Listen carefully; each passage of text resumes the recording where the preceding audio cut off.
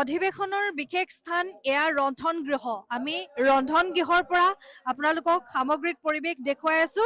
এয়া ভকত বৈষ্ণৱসকলৰ কাৰণে এয়া ৰন্ধন কাৰ্যত ব্যস্ত হৈ আছে। আপোনালোকে প্ৰত্যক্ষ কৰিছে এই দৃশ্য। ধোঁৱা তথাপিও তেওঁলোকে হেলা ৰঙে এয়া ৰন্ধন কাৰ্যত ব্যস্ত হৈ থকা দেখা গৈছে। ভকত সেৱাত তেওঁলোকে নিমগ্ন হৈছে। এয়া আপোনালোকে প্ৰত্যক্ষ কৰিছে আমাৰ কেমেৰাত। এক ধোঁৱাময় পৰিৱেশ, তথাপিও তেওঁলোকৰ যেন অকণমানো ভকত বৈষ্ণৱক সেৱা শুশ্ৰূষা কৰিবলৈ পাই তেওঁলোক অতিকৈ আনন্দিত এনে অনুভৱ হৈছে। খুব সুন্দৰকৈ এয়া আমি যি স্থানত উপস্থিত হৈছোহি ৰন্ধনস্থলীত প্ৰতিজন ভকত ব্যস্ত হৈ থকা দেখা গৈছে। এয়া দেখি আছে আপুনি 200 চৌকা।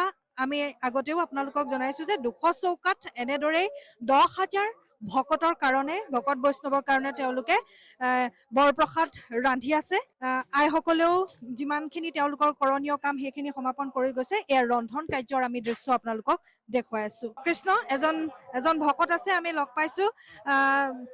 কৃষ্ণ কওকচোন, আজি কিমানখিনি ভকতৰ কাৰণে এয়া আমি বৰ্তমান কিমান আমি সংখ্যাটো ঠিক আমাক ক'ব নোৱাৰিম, কিন্তু আমাৰ বাপসকলে 2 বজাৰ পৰা সোমাইছোঁ আমি। তাৰ আগত আমাৰ আগৰ বাপসকলে কৈছে, আৰু আমাৰ এতিয়া 4খন আঞ্চলিকৰ পৰা আমি এই ৰন্ধন প্ৰকৰণৰ কাৰণে 2 বজাৰ আৰম্ভ কৰিছোঁ। কিমানজন ভকত বৈষ্ণৱ আছে আপোনালোকৰ এই ৰন্ধন কাৰ্যত? ৰন্ধন কাৰ্যত প্ৰতিখন আঞ্চলিকৰ পৰা কমেও 11জনকৈ আছে।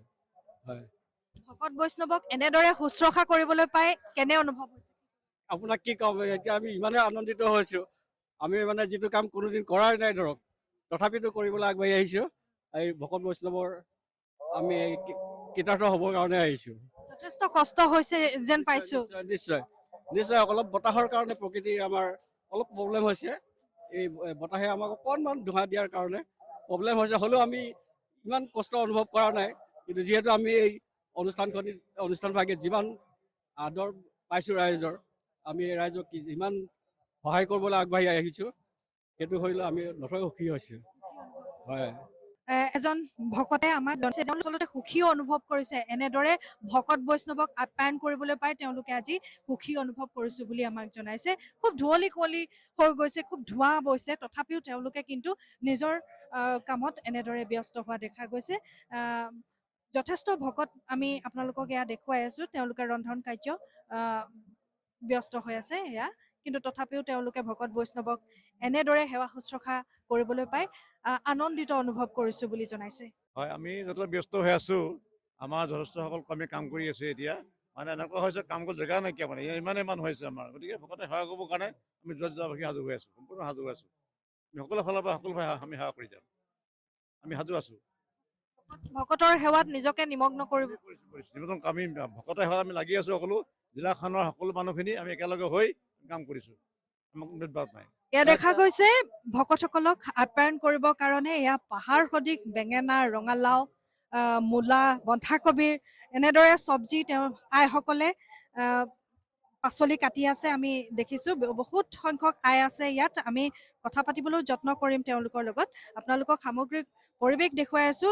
আচলতে সকলোৱে অধিৱেশনস্থলীত সকলো ধৰণেৰে ব্যস্ত হৈ গৈছে। কোনোৱে যদি পাচলি কাটিছে, কোনোৱে ভকতসকলক আপ্যায়নত ব্যস্ত হৈছে।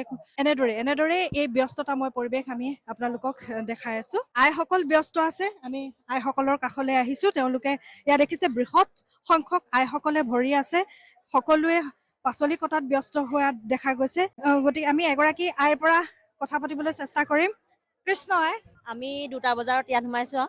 হয়, আজি এই অনুষ্ঠানত এনেদৰে একত্ৰিত হৈ কাম কৰিবলৈ পাই কেনে অনুভৱ? কৃষ্ণ জয়গুৰু শংকৰ, ভাল লাগিছে। আমাৰ সকলো আই বা সমস্ত একত্ৰিত হৈ আমি আজি সন্ধিয়া সাজটোৰ কাৰণে 12টা বজালৈকে আমি মানে এয়া শাক পাচলি কাটি থকা হৈছে। 12 বজালৈকে? 12 বজালৈকে।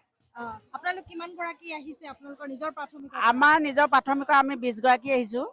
হয়, তেনেদৰে আন প্ৰাথমিকৰ সকলো গোট খাই ইয়াত কিমান মান আইসকল আছে বুলি অনুমান কৰিব পাৰি? এয়া প্ৰায় 500ৰো অধিক আছে বুলি আমি ভাবিছো মানে আমি এতিয়ালৈকে বাৰু ইমান গণনা কৰিব পৰা নাই কিন্তু আমি 500 মান আছে বুলি ভাবিছো এয়া দেখা পাইছে আপোনালোকে সকলোৱে এনেদৰে হেলা ৰঙে ভকত সেৱা কৰিবলৈ পাই অত্যন্ত সুখী যেন অনুভৱ হৈছে আৰু সকলোৱে এনেদৰে নিজৰ নিজৰ কামত ব্যস্ত হৈ পৰা এই পৰিৱেশ আমি আপোনালোকক দেখুৱাই আছো 94 সংখ্যক অধিৱেশনৰ এই সুন্দৰ পৰিৱেশ প্ৰায় 1000জন ভকতে হেৰি কৰি আছে আপ্যায়নৰ কাৰণে কাম কৰি আছে ৰন্ধন কাৰ্য কৰি আছে হয় কিমানজন আছে ৰন্ধন কাৰ্য প্ৰায় 1000জন মান আছে আমি লাহিঙৰ পৰা আহিছোঁ আমি ঠিকেই ব্যস্ত হৈ আহিছোঁ চব কৰিবৰ কাৰণে আজি শ্ৰীমন্ত শংকৰদেৱ সংঘৰ 94 সংখ্যক বাৰ্ষিক অধিৱেশনৰ আজি দ্বিতীয় দিন কালি শুভাৰম্ভ দিনটো বৰ সুকলমে পাৰ হৈ গ'ল আজি পুৱাৰে পৰা আমাৰ কাৰ্যসূচী আৰম্ভ হৈছে আজি